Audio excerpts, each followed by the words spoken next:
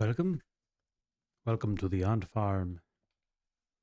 So this will just be a short video to just test that everything is working. This is the new channel for where I'm going to put the coding streams, and the regular channel is called Ants Are Everywhere. And we will do some live coding. I haven't figured out exactly what I want to do today. When we left off,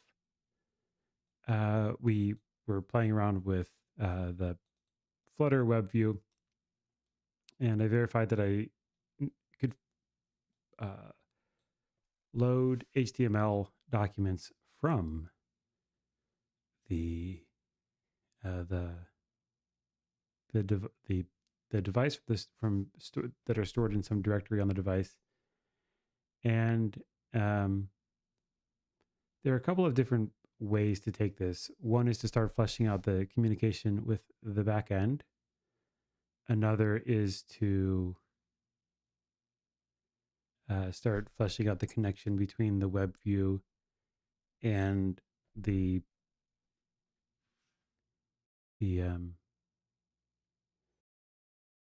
the text to speech system. And I'm not sure which one of those I want to do now. I guess maybe I'll start thinking about the connection with the text to speech. So the issue there is that I want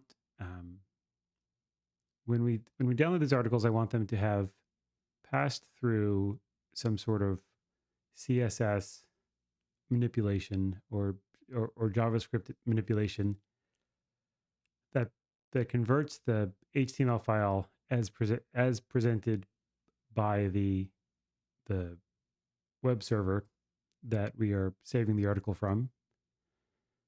I want to make sure that that's scrubbed of extraneous elements that don't really make sense for a reading focused presentation. And I think that should be done on the server.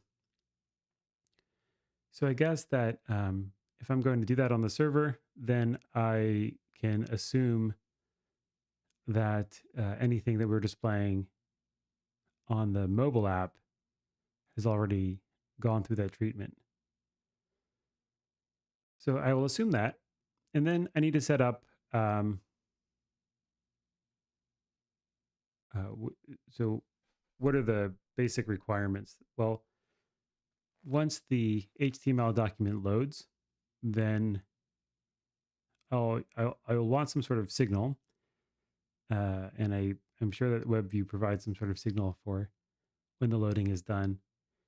And when the loading is done, there should be the ability to have something like a play button, perhaps a literal play button, that kicks off the text to speech system and feeds in kind of line by line or paragraph by paragraph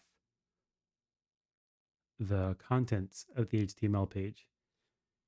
And there are a few things that are a little bit,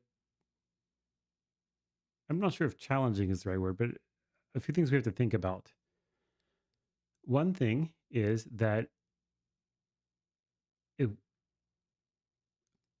we want to have a way of saving our reading progress with respect to the document. And it would be nice to represent that reading progress in the HTML in some way, so that we could have something like highlighting, or at the very least, the article will scroll as progress is happening. I'm not sure the right way to do that. There are several obvious ways to try to do it, but I think at the end of the day, HTML is not really built for that. So I think any of the approaches I come up with, I think are going to be at least a little bit hacky.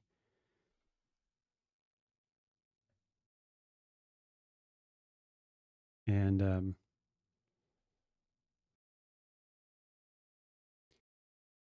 but we can deal with that. And What else? So the way we save progress also should make sense on different screens. So the HTML will in general reflow depending on whether you are on, let's say, a desktop slash laptop browser versus a mobile phone, and you might be on you might have one or more mobile phones and a tablet. You might have a mobile phone that folds out and the screen can get much larger. So all of those things, the way that we save progress should be um, tied really with the location in the document rather than, say, a position on screen. And moreover, the uh,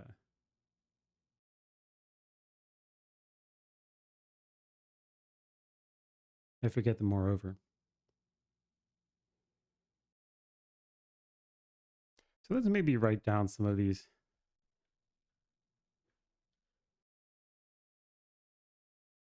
I'll just have some notes. Flutter.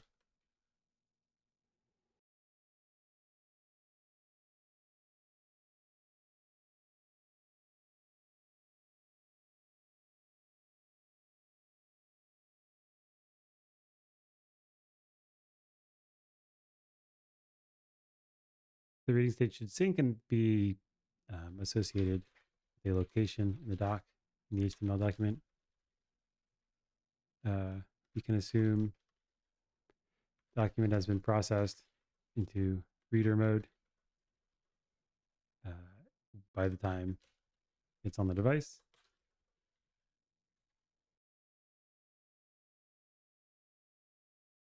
And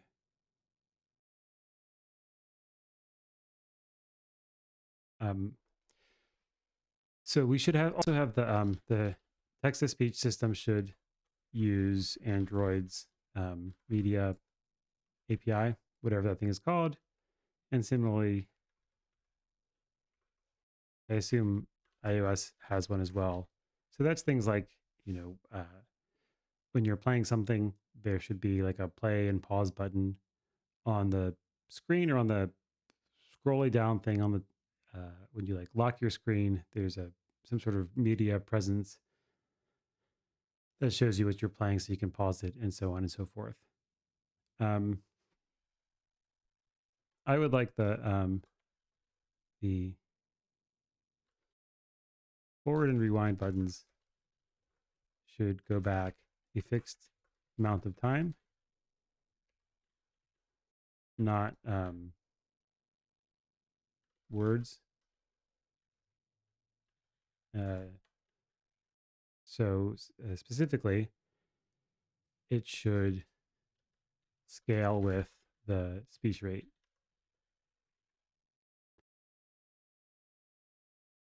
So, for example, if you're listening at high speed and you hit back, you shouldn't have to hit back a lot more times if you're listening at high speed than if you're listening on low speed, because typically if you're replaying something, it's because you may have missed something, and your reaction time to where you can get to the device or the controller and hit back is not doesn't vary with speech rate. And so the it seems to me that time is the important factor, not number of words, which does scale with speech rate. And those are more or less, I think, the things to think about.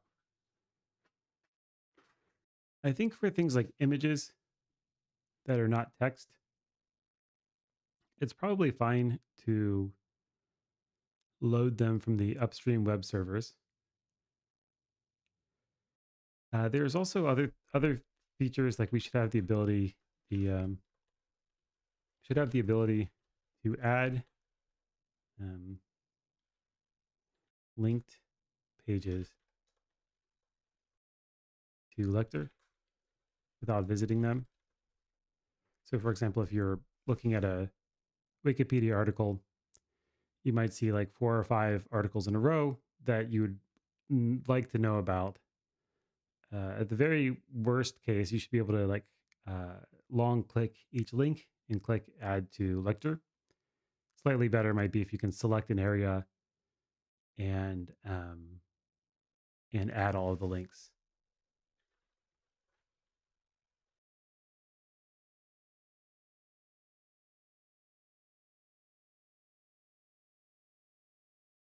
And maybe that's enough to get started. So let's take a look at what we would have to do.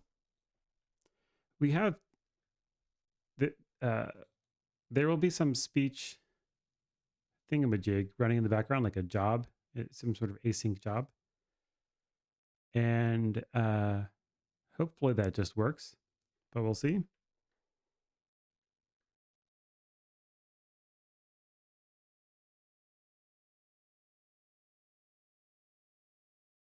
I'm going to make sure that this is actually streaming. Oh, I can add stream markers in YouTube. I had no idea. That's so useful. Okay.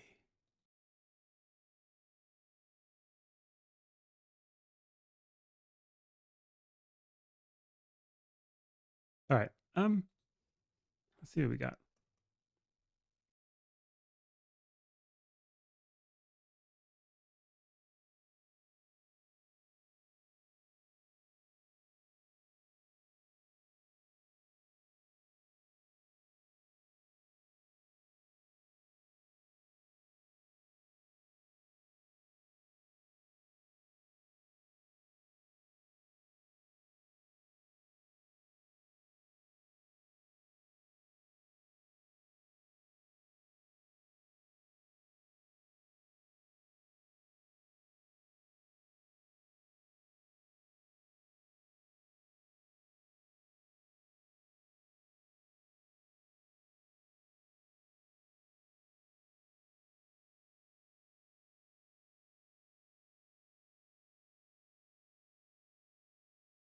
Okay, so we have this load HTML file.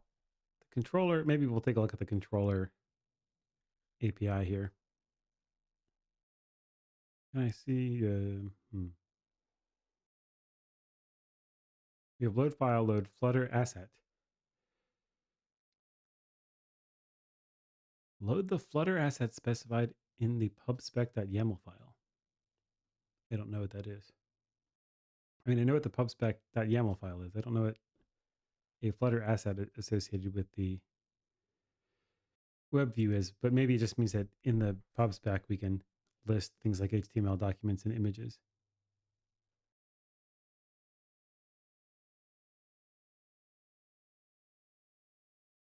Load request allows me to make an HTTP request.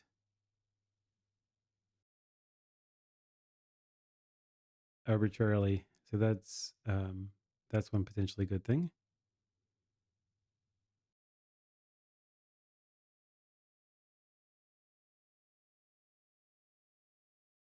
We can get the current URL. Oh, okay. Yeah. So the back button. I feel like the back button is usually harder than people think, as evidenced by the fact that so many websites break the back button. Similarly with forward, I think I would like it to work as simply as possible, as much like the browser behavior as possible. Set navigation delegate. This is for intercepting navigation events and doing things like denying them. Clear cache, clear local storage, run JavaScript.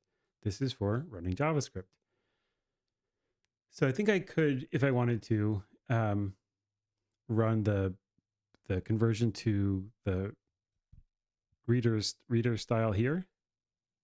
But like I said, I want to do that on the server. You can run JavaScript and get some result back. Add a JavaScript channel. So I guess this is for async stuff. You can remove the channel. You can get the title of the currently loaded page. You can scroll to some XY. to specify the position to scroll in web view pixels. I don't know how you know. Well, I guess you have the screen size in pixels somehow.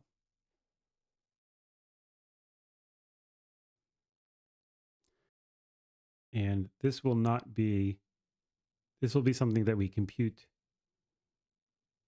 rather than store like where we're scrolling to, because as I mentioned before, this is going to vary by device.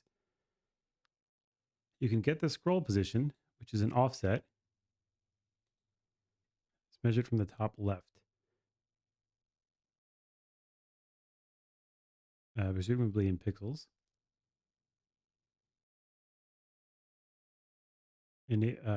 Enable zoom. I don't see why not to enable zoom. You can set background color, JavaScript mode, set user agent, set on console message,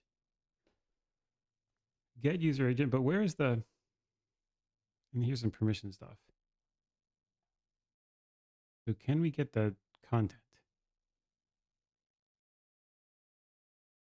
What was it? Get current page, get current.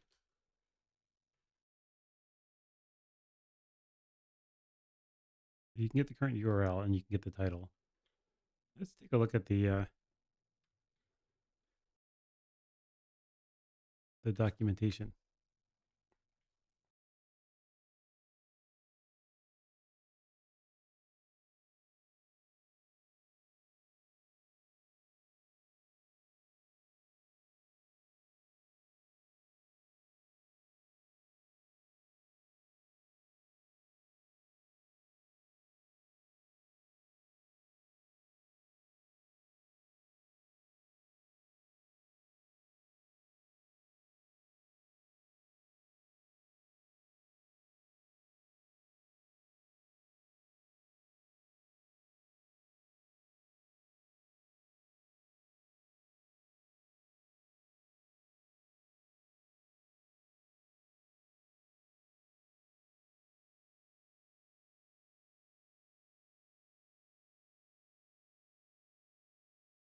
So we have stuff.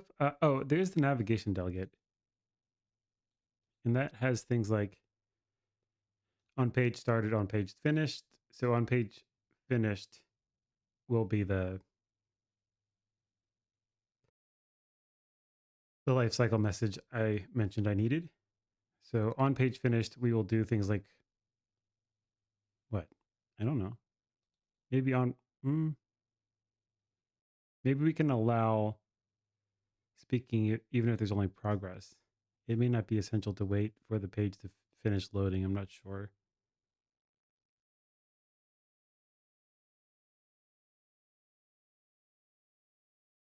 Okay.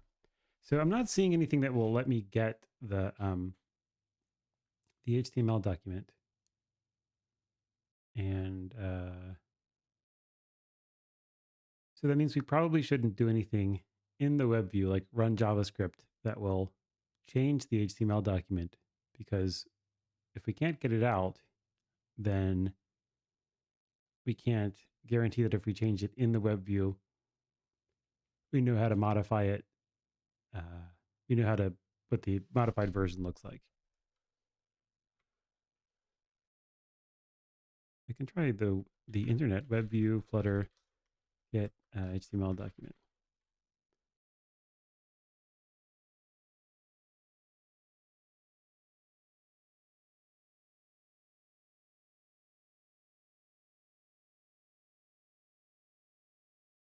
Oh, this person's saying you can get the HTML just by running evaluate JavaScript.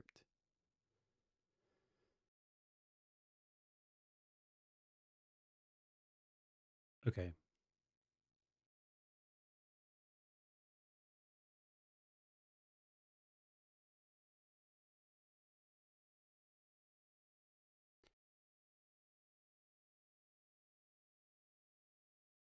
So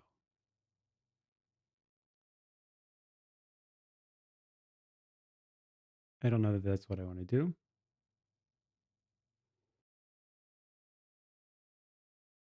So essentially, I want to have something like a model inside the web view, which I guess is accessible only by calling this JavaScript thing, and I need to have a model outside the web view, which is like the model for the audio player.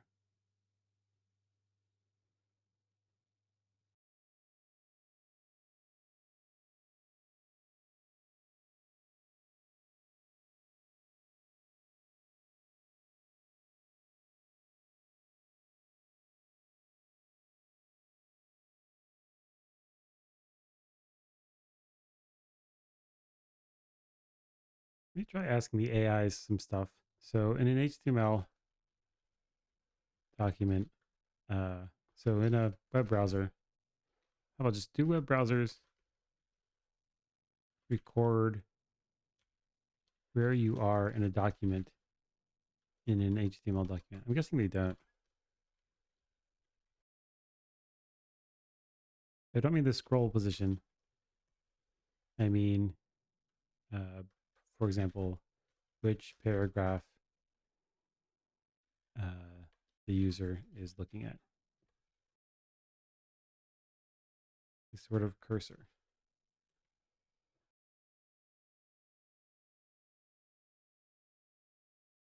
So yeah, so there's dynamic content, of course. That would make sense. User privacy. Focus versus view. A user might be focused on a specific element, for example, an input field, but their view might encompass multiple elements. So they do track scroll position, mouse position, and focus. How you could track it with limitations. You could use scroll-based tracking, mouse tracking, element visibility. Okay, so I want to have so I'll call it an accessibility feature that reads HTML documents using text to speech or AI. How can I track? How can I keep a single source of truth about where the user is in the document, whether read aloud or reading with their eyes?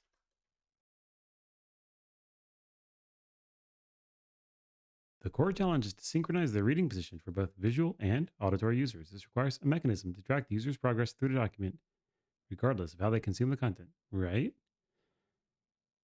Here's a proposed solution: a unified progress tracker. Define a progress unit, the smallest unit of content you want to track. This could be a word, sentence, paragraph, or even a custom defined unit based on your content structure. And you assign a unique identifier to each progress unit, such as a numerical index or something with metadata. And then you implement a JavaScript object or variable to store the current progress unit. This tracker should be accessible to all parts of your application, including the TTS component and the visual rendering. Whenever the user interacts with the document clicks, scrolls, presses play, pause, update the progress tracker. And then some technical implementation. Here's some JavaScript. So the current progress unit is 0.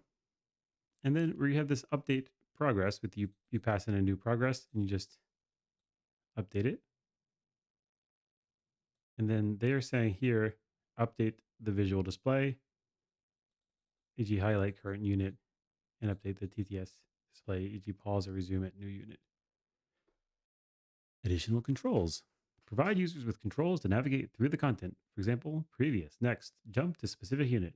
Performance. For long documents, consider optimizing the progress tracker mechanism to avoid performance issues. And accessibility. Ensure that the progress tracker and its updates are accessible to assistive technology. So you can highlight it, etc., etc. Use React. No, I'm not going to do these. Okay, so did I tell it I'm using Flutter?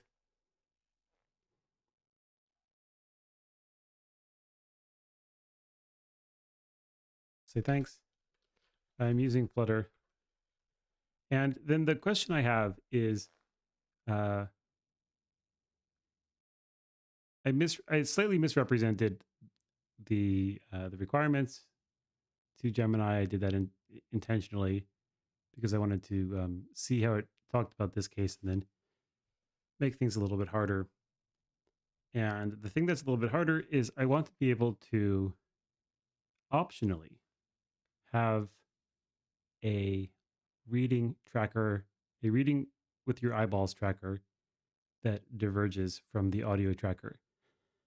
And that's for things like if you're reading a document and you want to, and there's like a table, for example, then the audio cursor will continue reading in the background.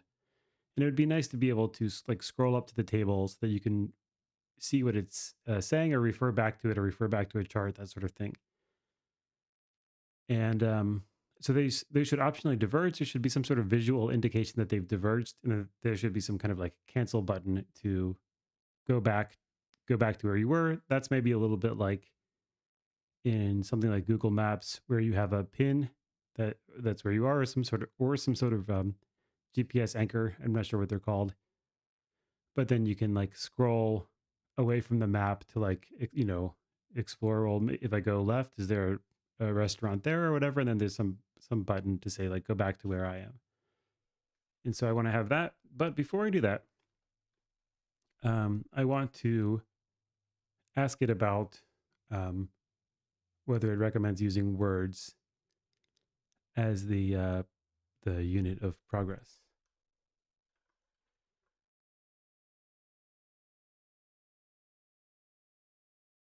So do you recommend using words as the unit of progress? Also, what do you, for large pages, does it make sense to have a hierarchical progress? E.g., you might track the H1 element. You might track X0, X1, or X0 is the H1 anchor, H1 tag, and X1 is the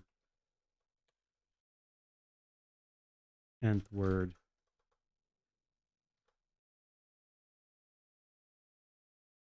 I mean, you could also do divs.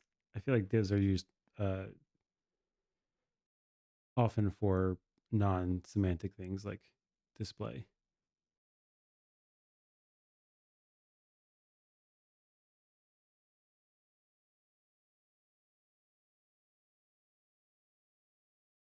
So it says using words as a primary progress unit is a good starting point.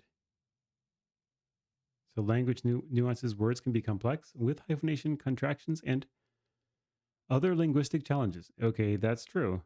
So how would we even get words? We have some HTML document. We would have to parse each sentence into a list of words.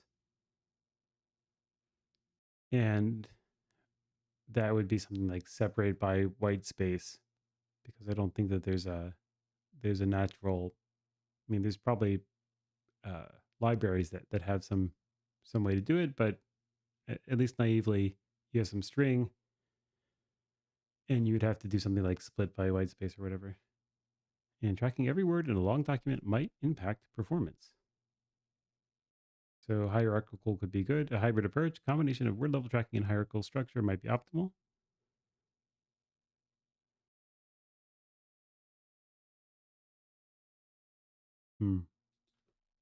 Yeah, I don't know. I'll say create. So using your judge,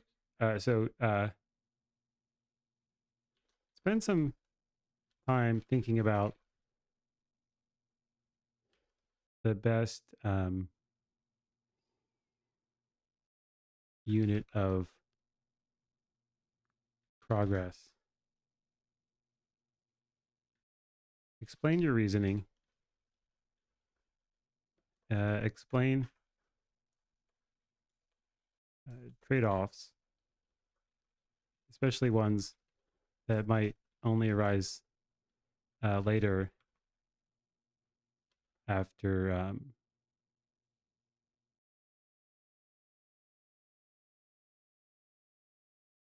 in the future in unexpected ways.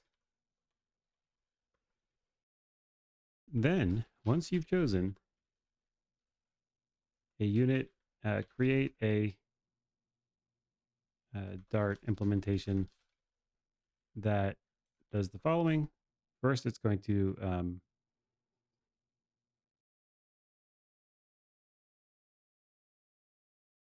starts with an arbitrary HTML document.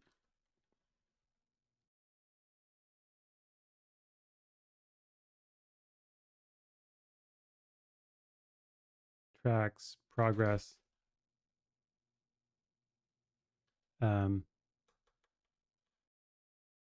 Has the ability to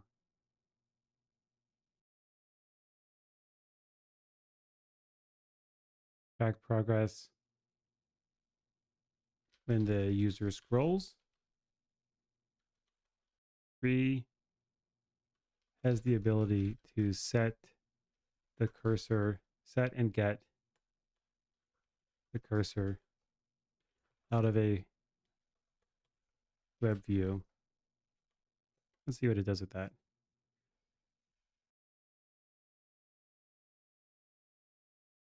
So it's kind of giving the same factors to consider before, although it says it should be adaptable to potential future changes.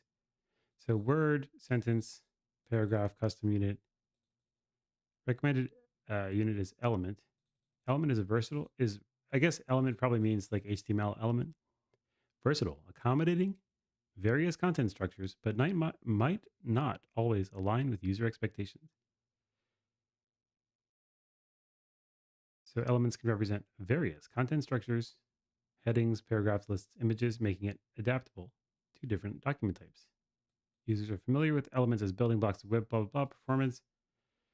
It's efficient future proofing. The element-based approach can accommodate evolving content formats and user interactions. Okay, so we'll see. So here's the progress tracker class. And we have a document, which it says is an element. We'll set the current element index to 0. We'll call progress tracker on this document. I'm not sure if it's a legitimate thing in Dart, because I don't think it's created a constructor, but maybe this just works somehow. And we have getters and setters. And when we get current element, it's just going to call document children at the element index. And then we have validate, so update on scroll, implement logic to determine the new blah, blah, blah. Then we can set cursor on index. If index is bigger than 0 and the less than document children length, then we set the index, and then we can optionally scroll to the element. Okay. That, I'm not sure that does everything that I asked it to do, but more or less seems to. So update on scroll should be called during scroll events, set cursor, allow setting the current element, blah, blah, blah. For large documents, consider techniques like lazy loading of elements or using a more efficient data structure to store element information. And then we have something about element boundaries. Accurately determining element boundaries, especially for complex layouts, might require additional logic. Also, oh, you know what? I guess I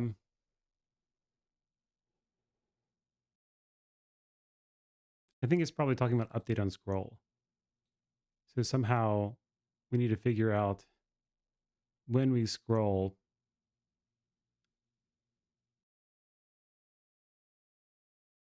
what the element is. And I'm not even sure how you would begin to do that.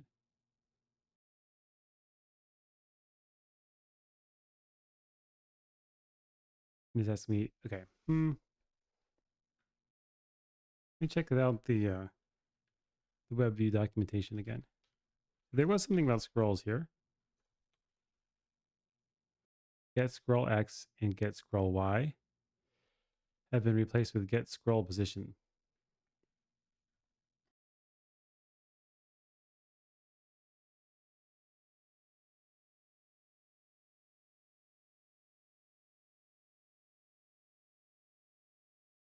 Okay. So what if I do web view get element at scroll position?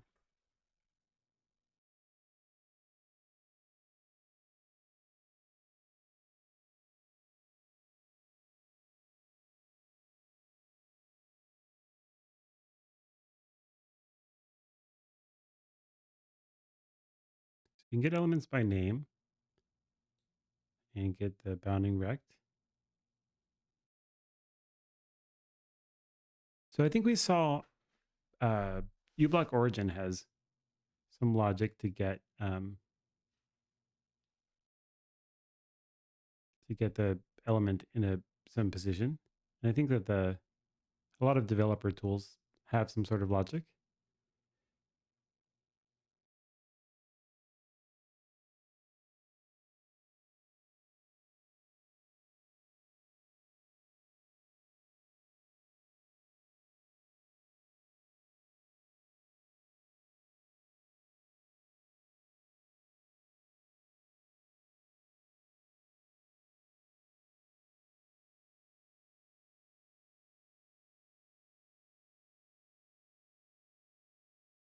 There's some contains. Is that helpful? That's just like which nodes are descendants of which nodes.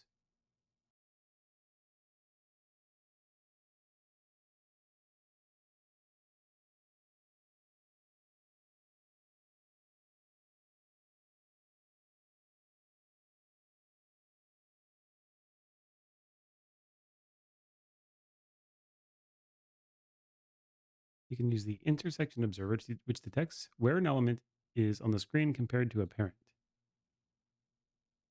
Um,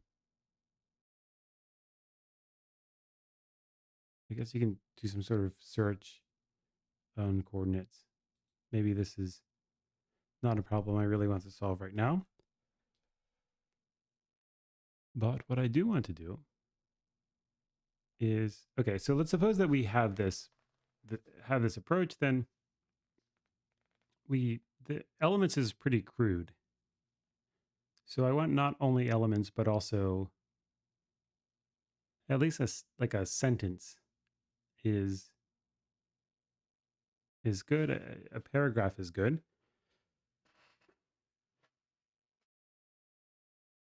Okay, so I'll say now perform the following modification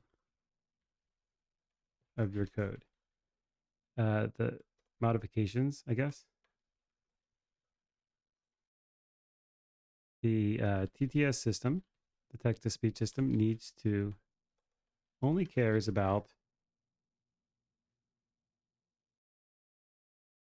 speakable, only cares about elements that can be meaningfully read out loud. So, for example, it cares about p tags. Wasn't it? Let me just make sure I know. So an HTML element is the thing in the tags. Just want to make sure. P tags and possibly list items, but not. Let me see some examples that it won't care about.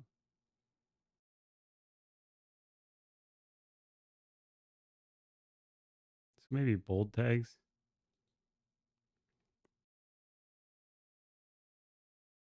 Definition term.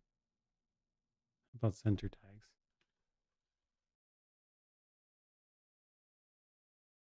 So I'll say adjust your progress. Adjust the progress unit so that we can quickly get the location relevant for reading. I guess maybe we could just always like take the position as an element and ignore the element and just like iterate over things and ignore everything that we don't need to speak. But to me, I think it'll be nicer to have the we're really talking about coordinates to have the coordinate have more information and also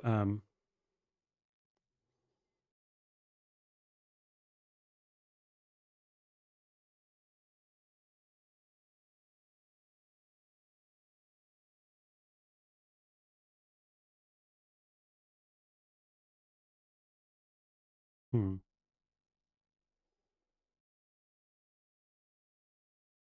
I'm wondering now if we want to have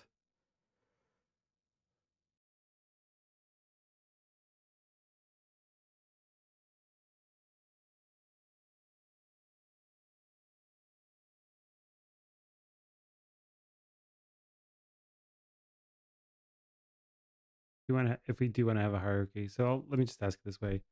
So the code needs to be modified a few ways for each of the following. Discuss how you'd modify it, and then at the end of your response, generate a code sample containing the uh, new code incorporating all of the feedback below. So I'll give it a hint. So hint this could possibly be done using a hierarchical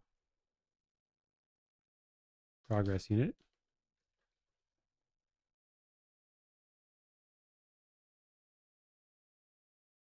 So that's one thing, the TTS stuff.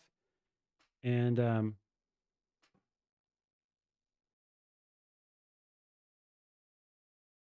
maybe that's it.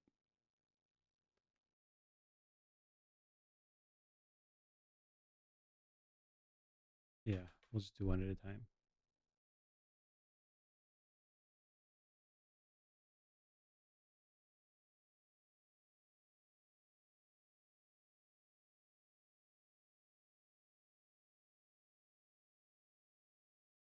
So its proposed solution is a content unit, is a hierarchical structure that represents elements with textual content.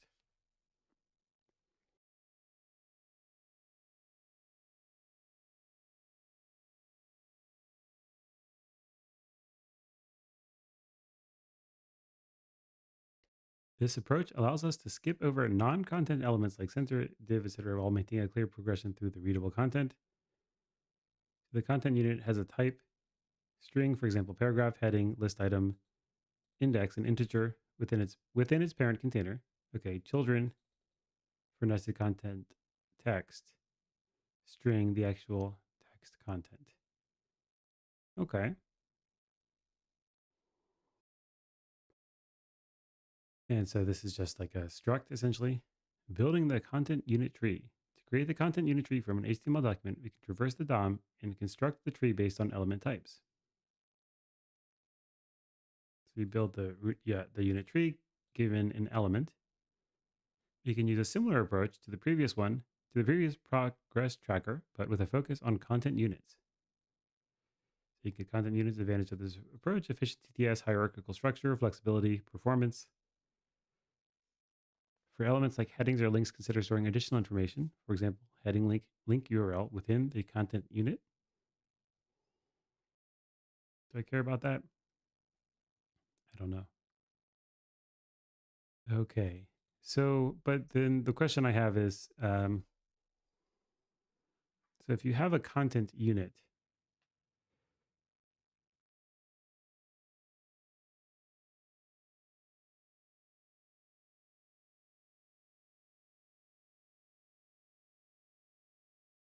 So it has a type, an index, children, and a text.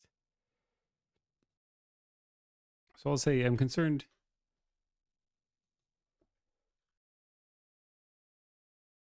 we may have lost the ability to go from the content unit back to a location in the HTML document.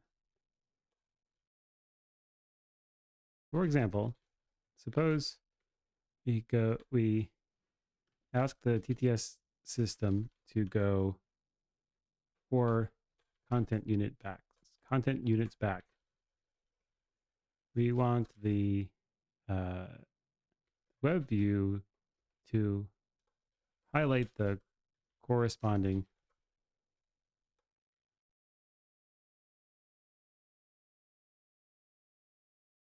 paragraph. For that, we need to pass the content unit into the web view, e.g. by calling, what is it, evaluate JavaScript or run JavaScript.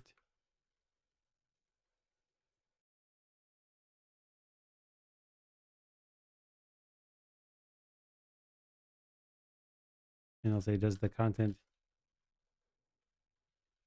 unit have enough information for the web view to compute where it needs to highlight?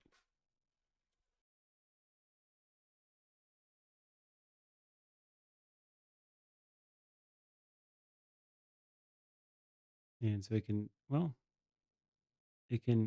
include a reference to the original HTML element.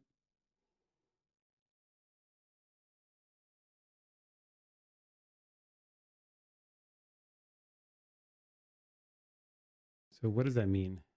So storing does it mean like literally reference to the literal like Dart object, or maybe like Java or C object? I don't know how web views are implemented under the hood on phones, like the region of memory. Consider using I think it does. Considering using a weak reference or other optimization techniques if necessary. If the DOM structure changes, the content unit tree and its associated HTML element references should be updated accordingly. Handle cases where the HTML element is removed from the DOM gracefully. Yeah, I don't know that I like any of these. So what do you think about the following different approach? We do what?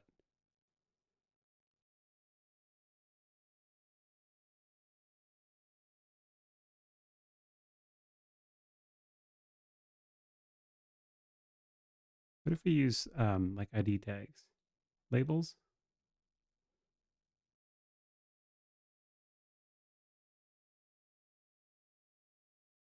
class?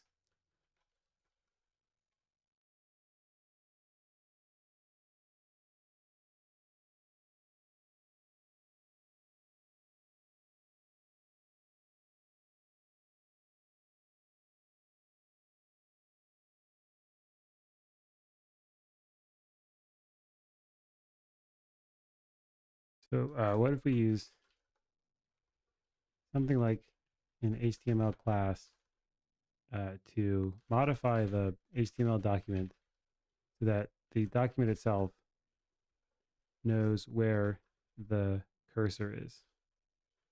Then we could query the DOM to get the appropriate element, i.e. the state would be stored in the HTML document itself.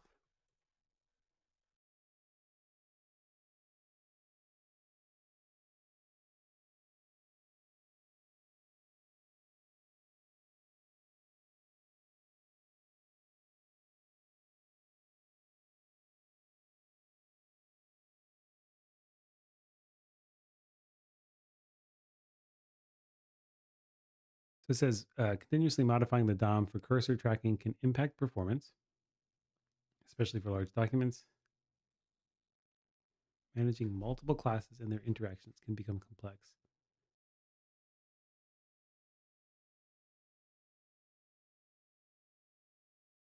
Relying solely on CSS classes might not be accessible. Managing the state of the cursor within the HTML structure can be challenging and error prone.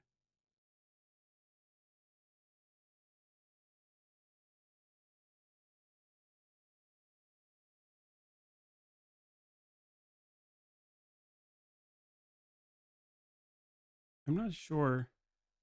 I'm not sure I understand the concerns.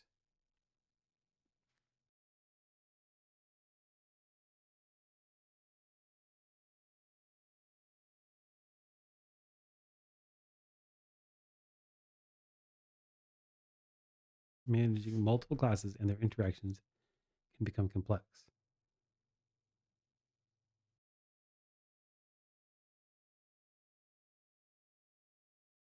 I'll say, can you expand on the complexity and performance considerations of using a class?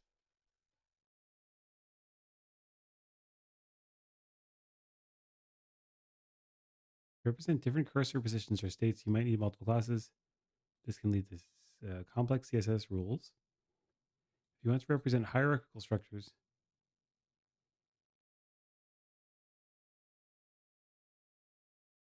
ensuring correct class removal as the cursor moves is crucial to avoid visual inconsistencies.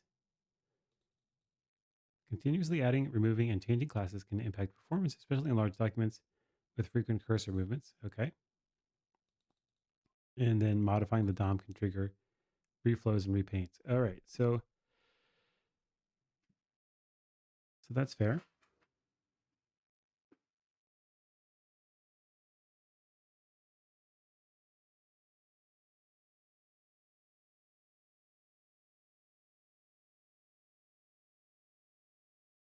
Okay. So what is its hybrid approach? So I think basically the hybrid approach means that we're using the classes for highlighting. Yes, I think I don't really not sure how else you would do it. Um, and so if you have a reference to the HTML element, you can just call scroll into view. Okay.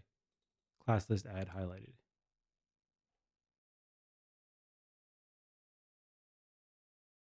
Cool. So this looks good to me.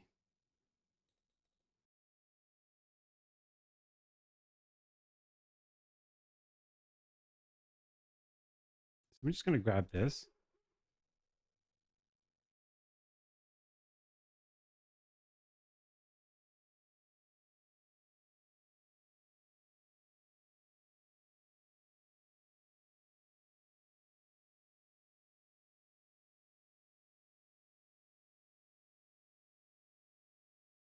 And I don't know um,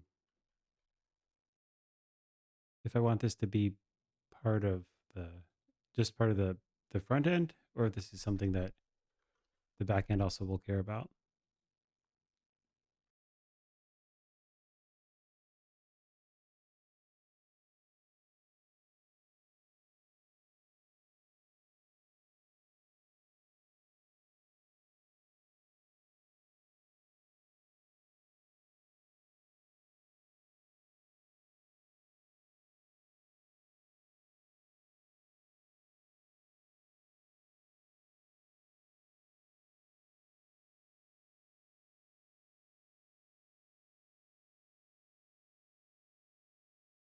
I guess I'll make this into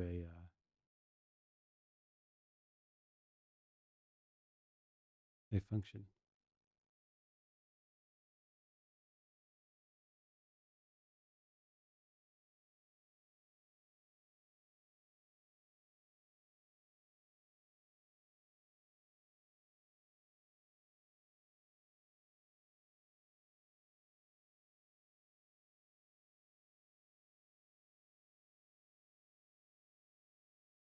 I guess just call it scroll and highlight.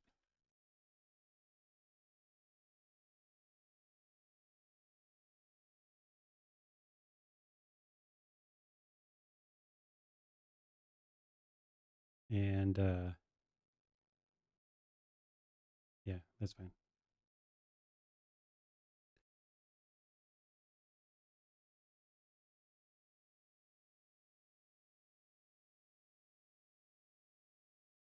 And then here's the content progress tracker.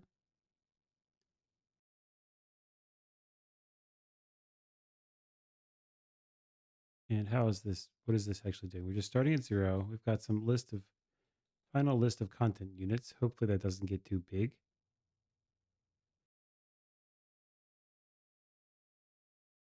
And we just have like setters and getters.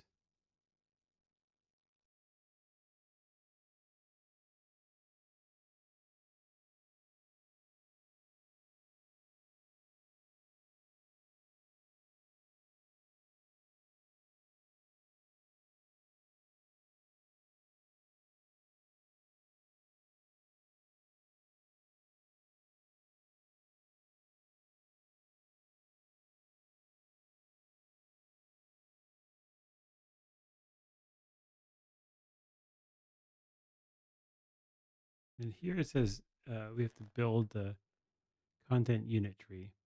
So there's no like having a single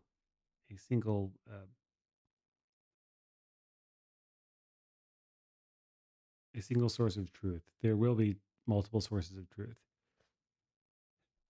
I guess, because I think to get a single source of truth, we have to modify the DOM, and it's telling me that that's too expensive because it can do things like trigger redrawing.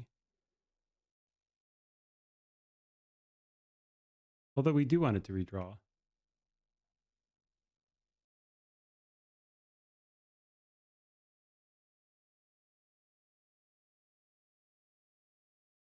There are some other things like I think it pointed out essentially that the removing the cursor from one location and placing it on another, you want that to be atomic. And so forth.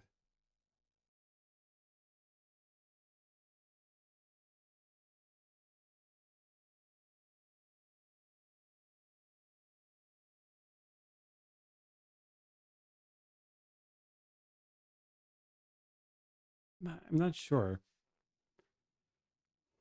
I feel like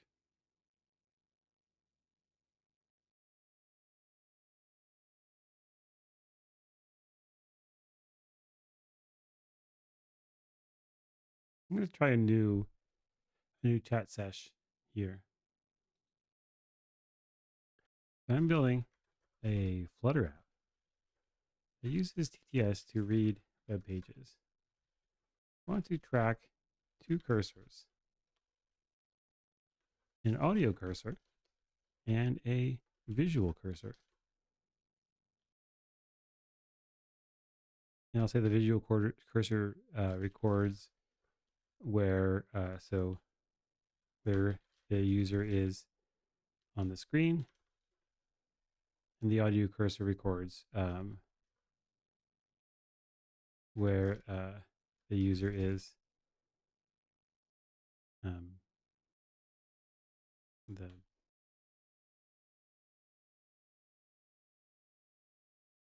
say which tracks the audio being read. Also, usually the audio and visual cursors track each other, point to the same place, that they can optionally diverge. For example, if the user wants to scroll back to a diagram or table without disturbing the audio. And I'll say, suggest some ways of tracking these cursors in Flutter, and consider the following option,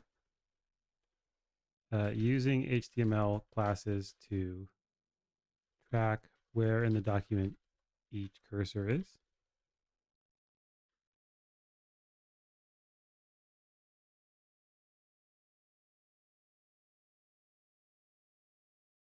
And then it's giving me some potential solutions, including text span and offsets. This would hold information about the text. It's offset within the document and possibly additional metadata, e.g., audio duration for the span. Why didn't we discuss this before? I think that's probably. I think this is how Wallabag does it. Why wouldn't you do this? Oops.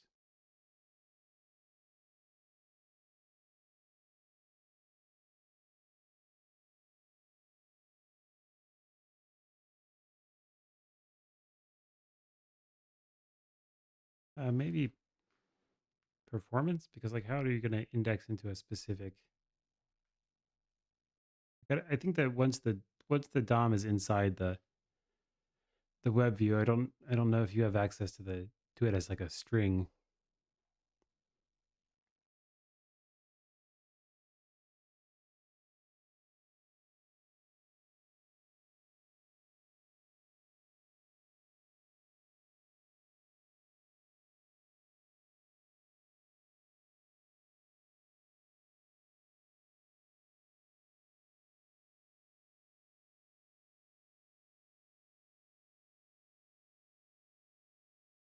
So okay, so here are the solutions. So custom text management with some pros and cons. The cons for the text span requires significant implementation effort, maybe less performant on large documents. I do care about that. Here's the classes. Cons is it requires JavaScript knowledge. That's not so bad. Maybe less flexible for complex text structures. This is I think less of a problem because we're going to be running the logic to get the readable version of the page. A combination approach use HTML classes for coarse grain tracking, identifying major sections or paragraphs, and use text spans for fine grained tracking within sections. This sounds good to me, actually. So we may want to do. So you could use the HTML classes for like which paragraph are you on, and then text spans for which like which sentence in the paragraph are you on, or which word. Although, do you really need the span? I guess you need the span for highlighting. Consider lazy loading and incremental parsing of text for large documents.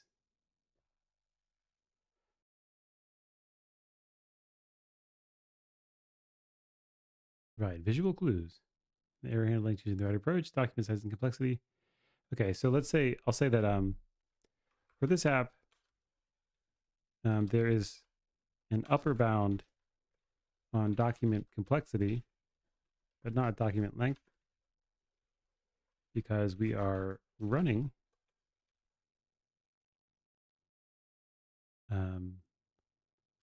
we are I guess rendering the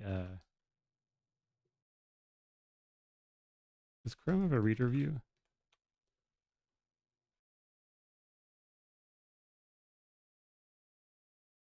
We're rendering the reader mode version of pages. Does that impact your considerations? Yes, the fact that you're using a reader mode version of the pages significantly impacts the cursor tracking considerations. Simplified structure, consistent layout, reduced complexity. Simplified, okay.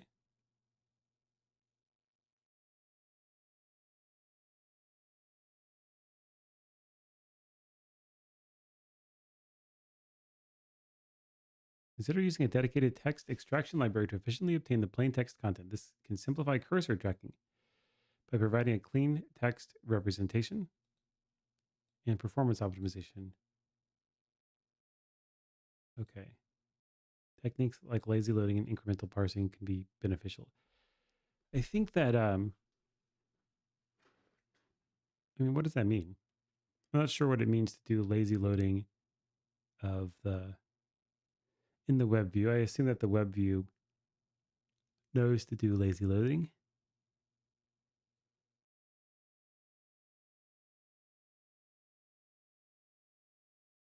And I'll say for the, with respect to your suggestion to use a text extraction library, how will that help if, let's see, if we compute coordinates based on the clean text representation, won't we need some way of converting those converting those coordinates into the to a region of the HTML document to do things like highlighting?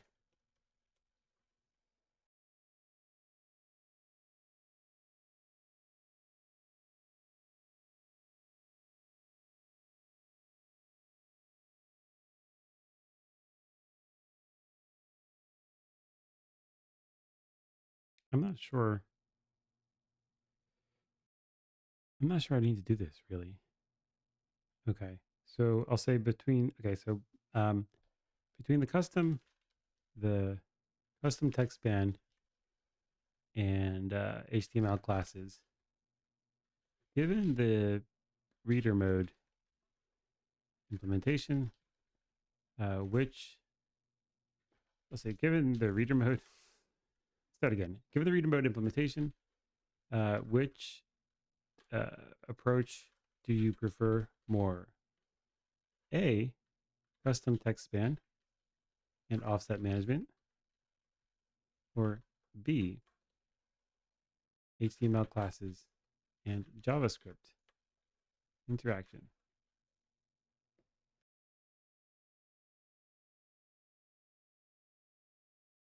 So you have complete control and cursor positions without relying on external libraries or browser APIs. By managing text spans and offsets in memory, you can potentially achieve better performance, flexibility. You can customize the text span structure to accommodate additional information or features as needed, reduced dependencies.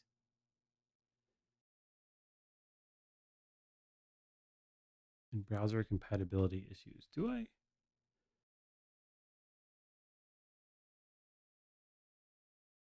Okay. So I'll say generate some Dart classes to implement this feature.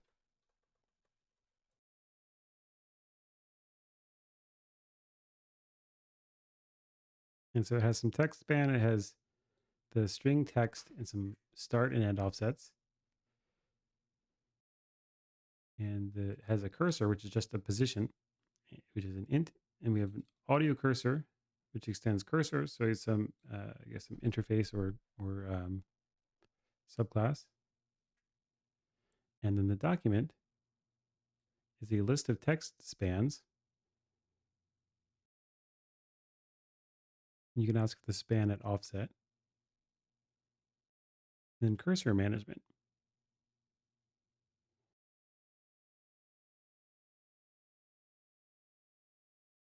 Synchronization logic. Implement logic to synchronize cursors when necessary.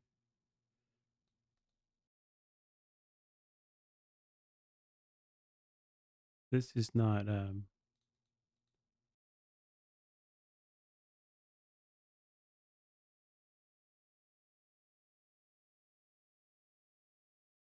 Have I not explained myself well to this AI?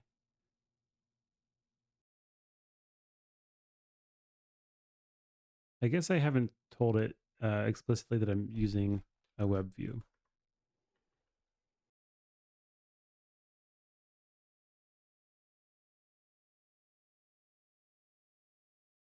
So one of the hardest aspects of this problem is that no, how about just like generate code to update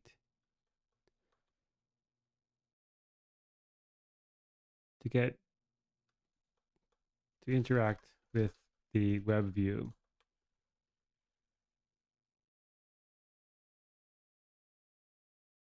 the code will have to do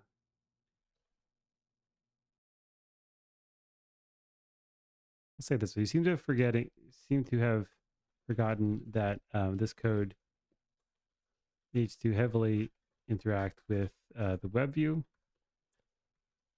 I'll say that it's forgotten, even though it's my fault for not telling it. So for example, you need to be able to do the following. So one, figure out what elements are on screen and get the corresponding span for them. Update the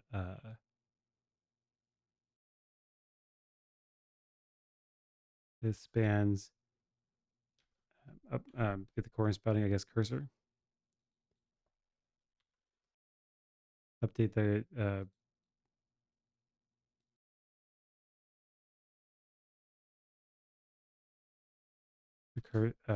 at least the visual cursor.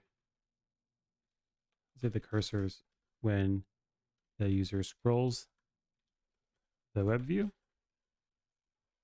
3, update the web view to highlight a HTML element when the TTS system updates the audio cursor.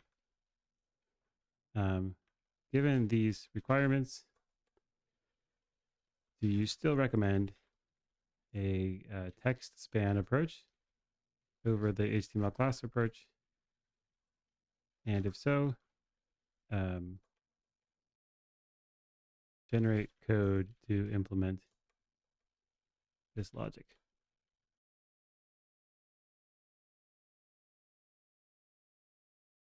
Given the heavy interaction with the web view and the need for precise element identification and manipulation, an HTML class approach might be more suitable. Here's why. Direct manipulation, HTML classes HTML classes allow direct targeting of elements within the web view, making it easier to update their styles and attributes. Element identification, you can associate text spans with specific HTML elements, simplifying the process of finding corresponding elements of cursor positions.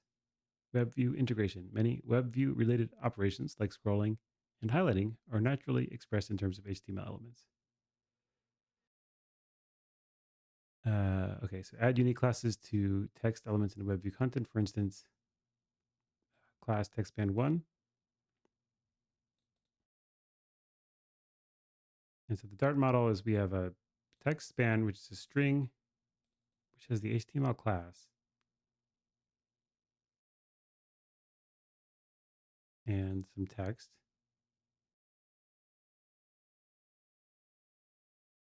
Okay.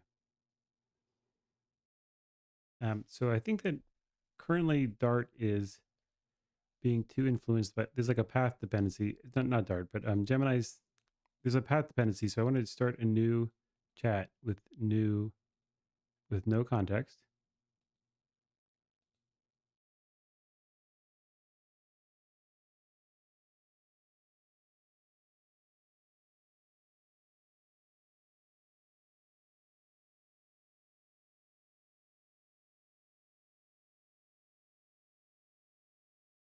And I'll start with substantially the same prompt. So I'll say write a Dart. I want to do this by modifying the HTML to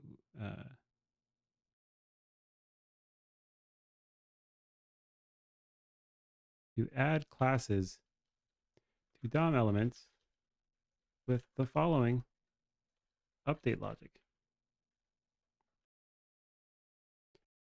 When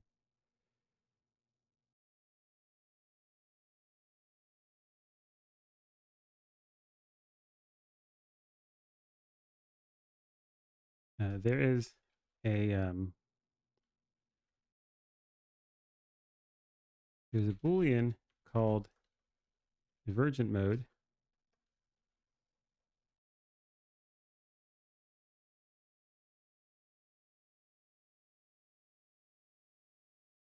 that is false by default.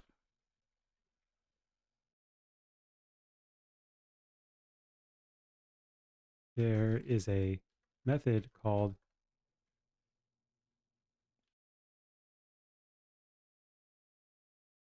synchronize cursors, which sets the visual cursor to the same coordinates as the audio cursor.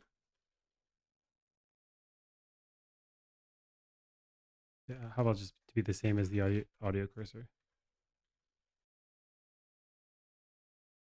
When the user scrolls the web view, the behavior depends on whether divergent mode is true. If divergent mode is false, then the audio and visual cursors both update to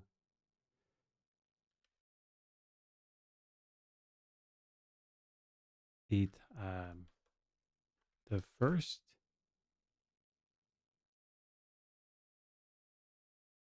HTML element on the screen when the user is done scrolling.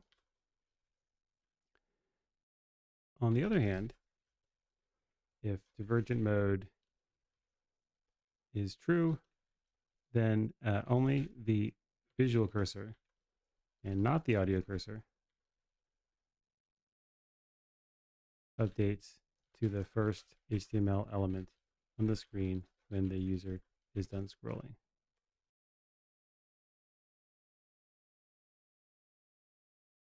Is that what I want?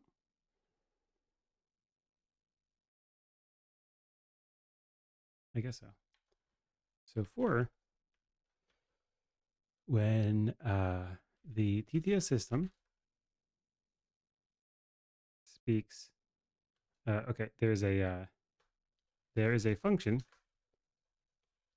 called update audio cursor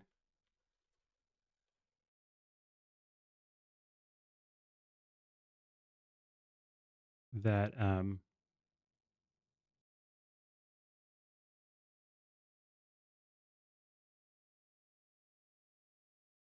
can be called by the TTS system to indicate that it is finished reading the piece of text previously pointed at by the audio cursor, and that the audio cursor should advance to the next piece of text 5. When the audio cursor changes, the web view should highlight the HTML element at the audio cursor by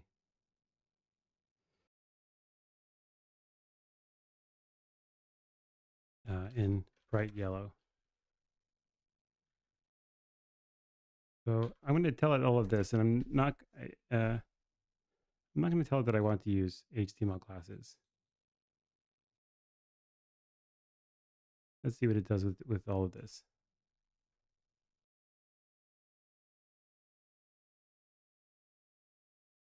It's understanding the problem, yeah. So it keeps the cursor as an index of the HTML element, other properties as needed, e.g. offset within element. So you have some web view state, which has audio cursor, visual cursor, and divergent mode. Fine, synchronized cursors just sets them equal. Next, HTML element.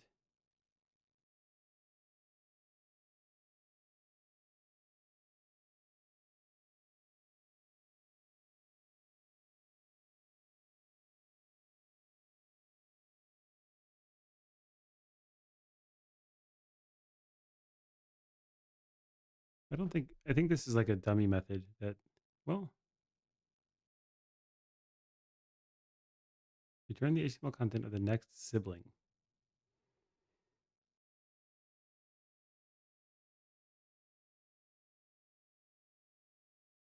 That might be useful.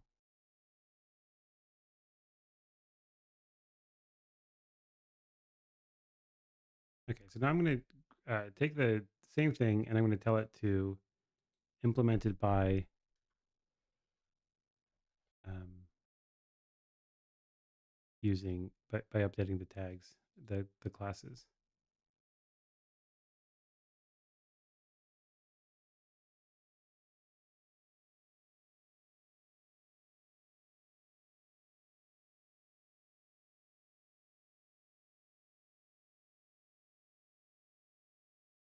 Implement this by updating custom HTML classes for the audio and visual cursors so that the DOM serves as the single source of truth for where the cursors are.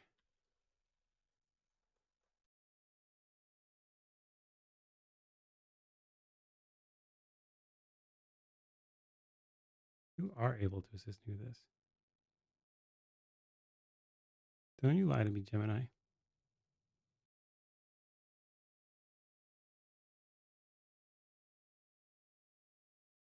So we have some web view state, and then to synchronize them, it's running this JavaScript. And what is this JavaScript doing? And why is this page broken? That I don't know.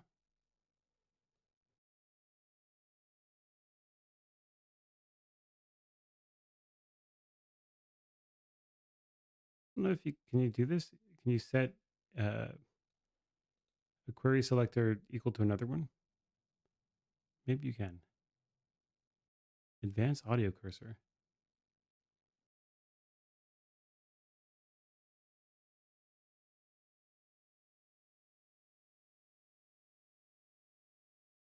You only to use JavaScript to manipulate the DOM.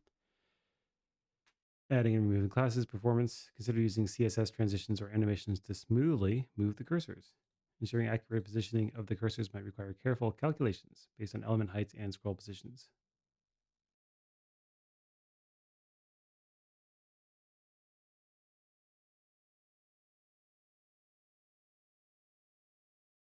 I don't know.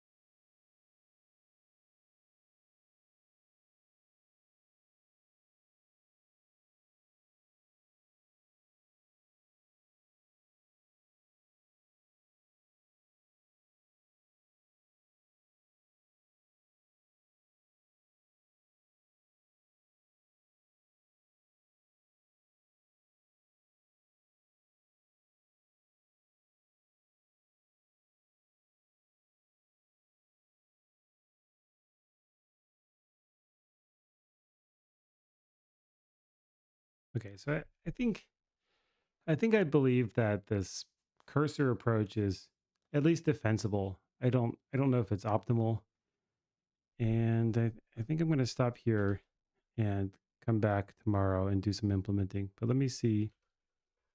I think Wallabag uses spans, right?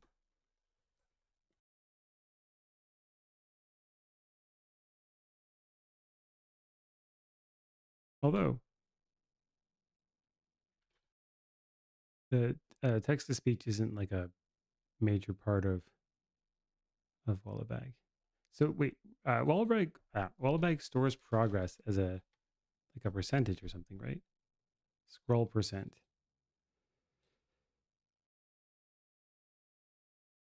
Yeah, so this is not like a high, I don't think this is a high precision operation here in Wallabag.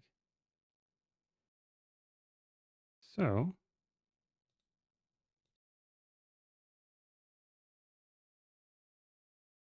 yeah, I guess I'll copy some of this over and see what we can see. I don't think on scroll end is a thing, and I don't think this logic is correct.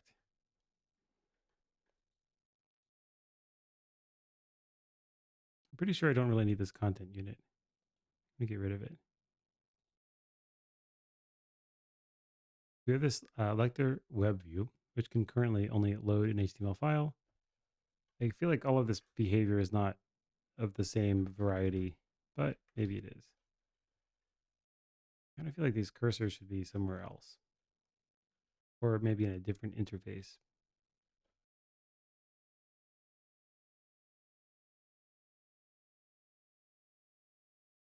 But maybe I'll just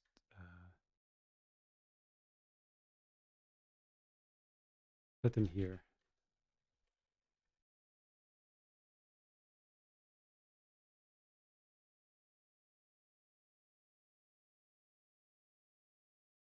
With a with some tags to indicate where they start and end, so I can just grab them and put them somewhere else if I need to. Okay, so we have these synchronized cursor method. We'll set divergent mode to be false. That will be part of the state. No, yeah, they should not be here because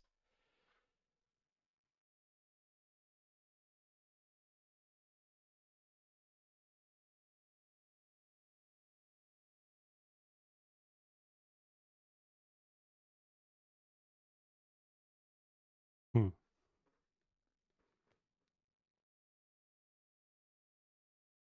yeah, I don't want to have to read. Well,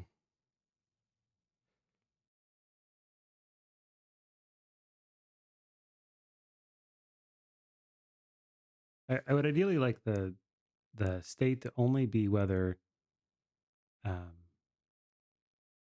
well, I'll have to update the display anyway, right? Because if there should be some visual indication that divergent mode has been activated. So I think it's reasonable to say that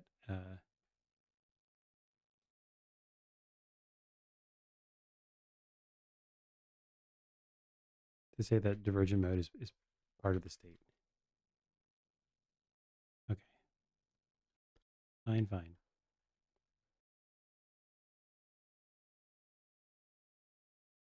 So these are all async. There should be some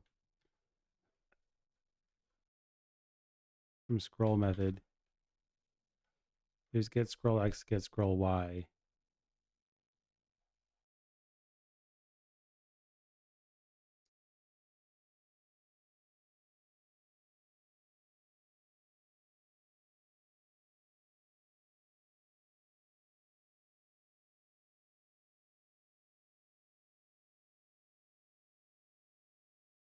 How to detect scroll end and Flutter view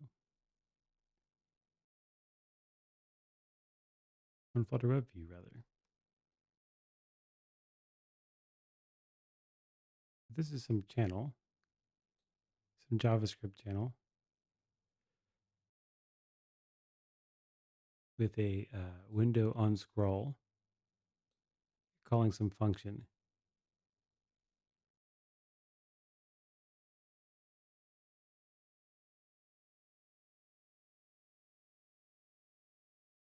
Okay, so this is just doing everything with JavaScript. Mm. I don't love having these like embedded JavaScript things because like I can't test them and I don't know JavaScript. Although maybe with the LLMs, JavaScript is so omnipresent that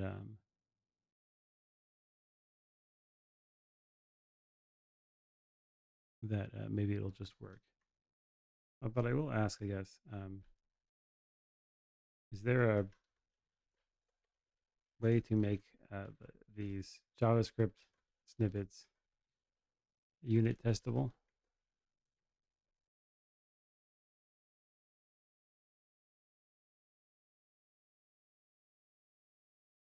You can extract functions, dependency injection.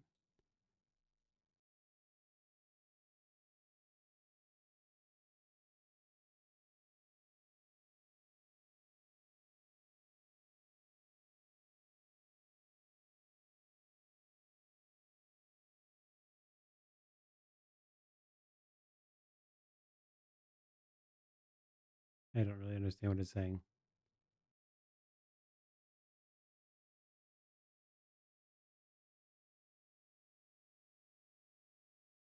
I guess it's saying pass the current element in to update audio cursor instead of doing whatever it's doing. So I need to, well, hang on. For something like this, I need to have some way of, advanced audio cursor is not a JavaScript thing that exists yet. So does that mean I have to add like a script tag to all of the things, or maybe I can just have methods that are composed of existing JavaScript functions?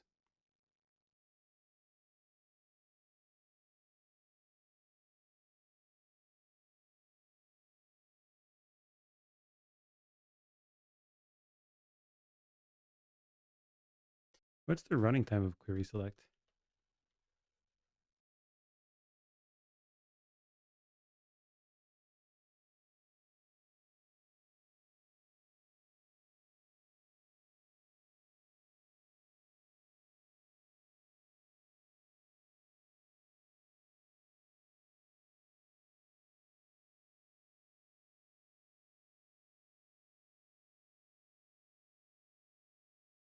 Oh, that's Gemini. So what is the running time of a method like query select? What is it? Is it called query select or is it called something like query selector? Like document dot query selector.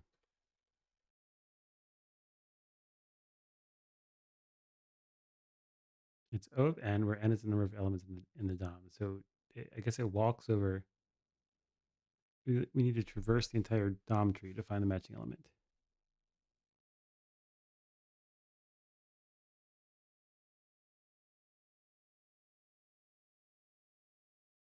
Avoid excessive use of query selector if you need to access multiple elements frequently. Consider using query select all once and storing the results in a variable. Query selector all.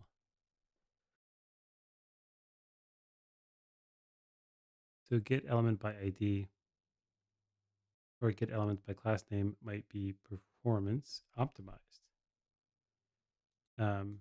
Is get elements by class name O of 1.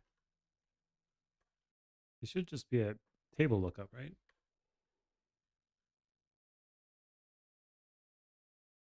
So why can't it just, is there a method that builds a hash table and just does hash table lookup?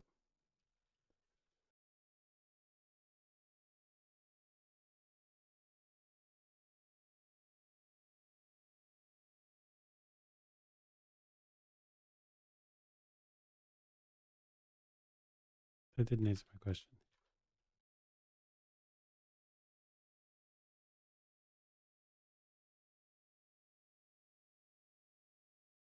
Okay, so I'm not running an ON query every time something happens. So this was something I did not appreciate when I was asking about the class thing.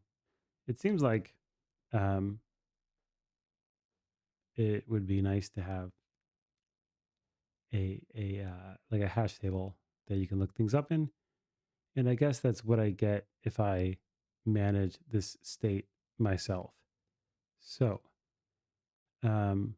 what I could do is whenever something is scrolling, I could have some sort of listener to detect scrolling and figure out what the changes are and update some external pointer. And I could also make sure that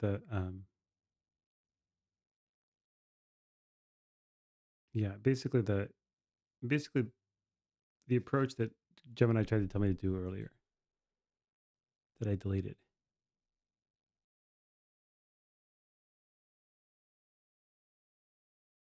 where we keep a reference of the HTML element. We scroll it into view.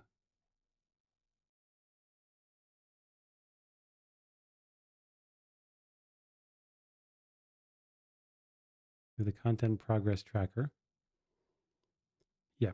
Okay, so let's do that. Can I undo my way out of this?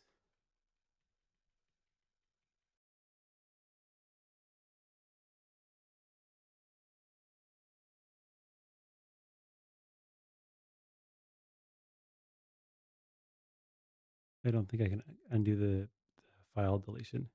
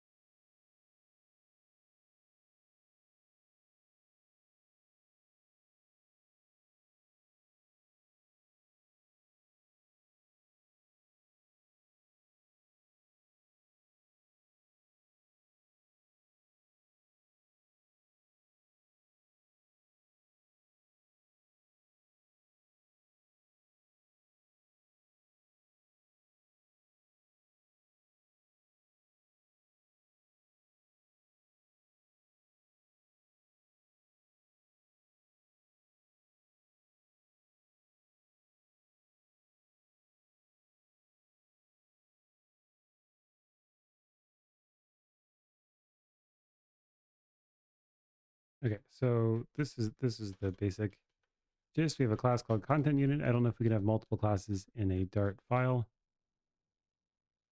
And this, there may be some reason to put this in another package, but I'm going to ignore that. We have some list of content units and a current content unit index. And this has children.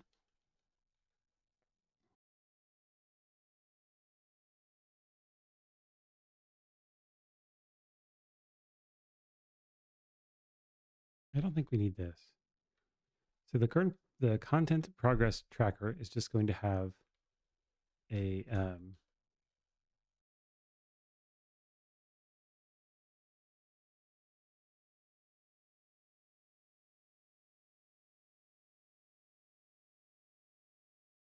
yeah, I do actually kind of like that.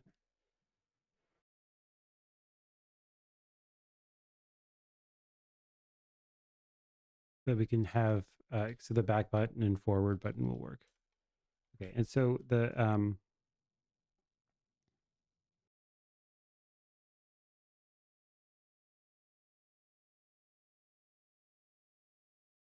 so now how do we want the back button to work with?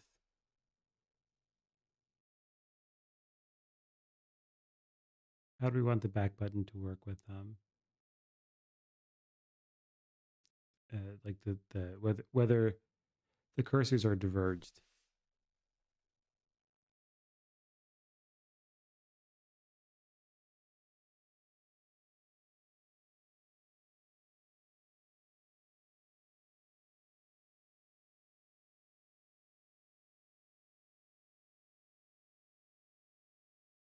That I don't know. So I guess we don't really need to keep track of a separate visual cursor unless they are diverged. So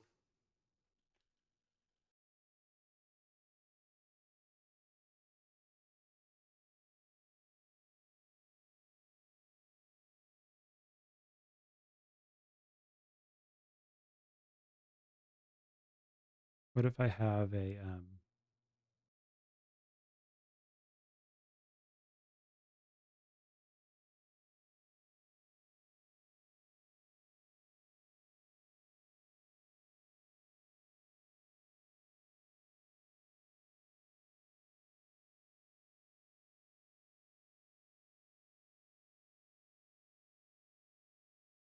what if I have a diverged visual cursor that is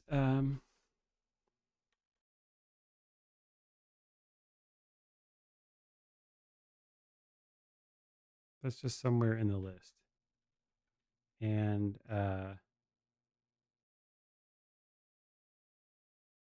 if we scroll forward, I'm not sure how we're getting this content progress tracker list thing here, content units. I'm not sure if we're parsing the whole thing ahead of time. I feel like I don't want to do that. I feel like I want to parse as we go.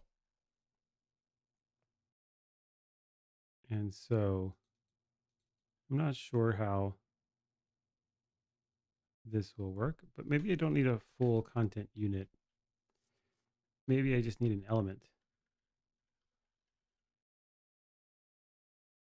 for the diverged visual cursor.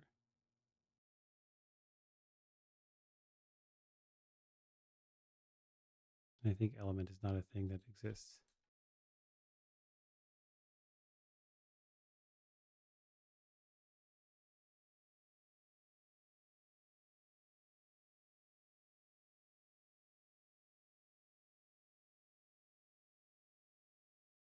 I should go.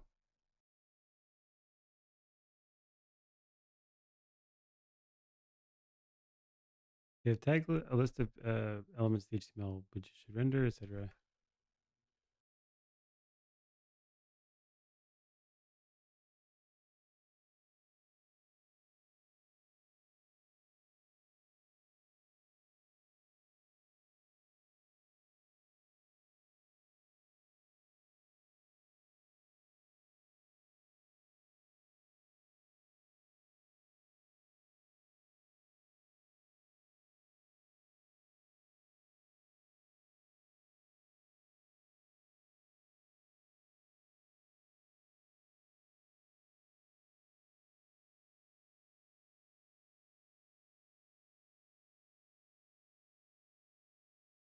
I'm not sure what I'm supposed to use for a DOM element. How about DOM element Flutter?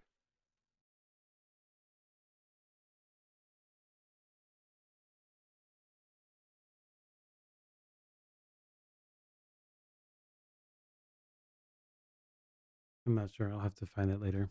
But let's just suppose that there is some element. Then we have the index, and we can get them and stuff. Why does it not like this? Oh, okay, just because elements doesn't exist. Right. So I'll leave this here, and I'll come back tomorrow and take a look at what's up.